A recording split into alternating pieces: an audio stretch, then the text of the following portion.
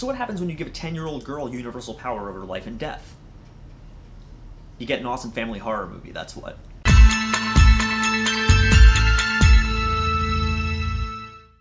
Mom, Dad, I want you to meet Psycho Goreman, or PG for short.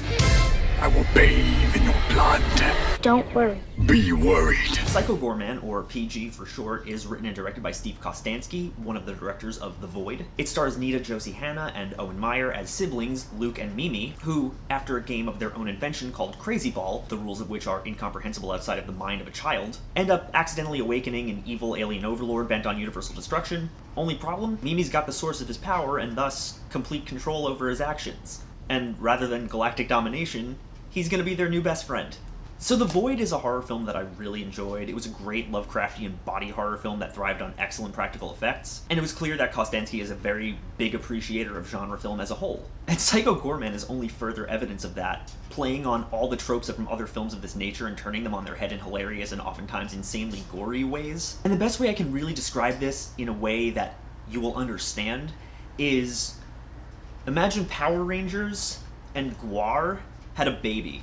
What makes PG work so well as a horror comedy is its borderline sociopathic brand of humor. This movie understands that good comedy is based in suffering. And damn, there's a lot of suffering in this movie, all played for laughs, of course. Mimi herself is something of a bossy brat, and she's kind of a terror to everyone around her, including her parents. Of course, that makes her hilarious every time she opens her mouth, and Nita-Josee delivers them all with this incredibly domineering energy that is hysterical to watch, while also leaving you a little scared of her. Especially when you realize that in her opening game of Crazy Ball against her brother, in which she says loser gets buried alive, isn't a joke, as Luke digging his own grave in their backyard is what ends up awakening Psycho Goreman in the first place. Yeah, there's a lot in this movie that happens for the sake of plot convenience.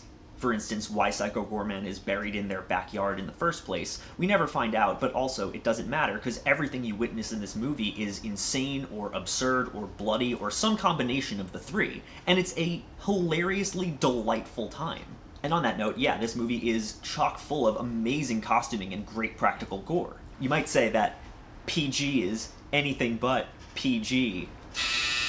It carries the vibes of old-school, schlocky genre fare with a bunch of rubber and latex suits that don't necessarily look real, but that's kind of irrelevant when the level of detail being put into the costuming, into the makeup, into the production design, and the animatronics and the puppetry are all a jaw-droppingly well-done throwback to old-school genre films like this. It's not going for realism, it's going for a certain brand of nostalgic accuracy that I think it captures perfectly. Right down to the 90s style rap number about PG himself that plays over the end credits, which concludes with, "Stay in school, don't do drugs." It's awesome and incredibly clear that there was a lot of passion and love that went into this film, and every scene following PG's awakening provides you with some new kind of ludicrous gore, impeccable costume design, or off-the-cuff musical number, and it captures such a distinct family vibe for this film that it's insanely charming. PG himself is pretty much exactly what you'd expect from an ancient alien overlord bent on the eradication of life. He's vicious and brutal and views mankind as primitive and frail, and he's unquestionably evil.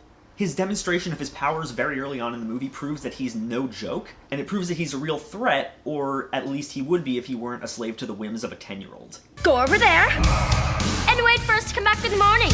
You will suffer an eternity for this. Bye! And watching this deranged child and her brother navigate the fun and occasional pitfalls of having basically a god in the palm of your hand, it's hysterical. He wants nothing more than to kill these kids and everyone around them, and instead he's being forced to play the drums in a band that they've just created at that very moment, and being taught phrases like frig off for, people you really hate. And also learning that he really likes hunky boys because he's a gay icon. Move over, the Babadook. It all comes together in this wonderful blend of nostalgia and practical effects and family bonding, aliens, drama, laughs, love, and so much gore. Sure, it's got a little bit of contrived family drama between the mother and the father of the family, and between Mimi and Luke in their tension, but this is a family horror movie, and those are such family movie tropes that of course they would be in this film. It's even better when it leads to a really great punchline to the climax. If you're in a family who all appreciate horror, I think this is the perfect film to sit down as a group and watch. It's an excellent way to kick off 2021 after the shit show that was 2020, and I'm gonna say that Psycho Goreman is a must-see.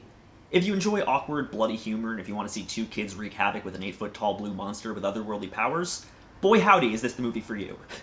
It's off-the-wall insanity, it's absolutely delightful, and I can't recommend it enough. As always, guys, thank you so much for watching. If you like this channel and you want to see more, click down there, like, comment, subscribe. There's a Patreon link down in the description if you want to donate to this channel, help us grow, make new, better quality content for you all to enjoy.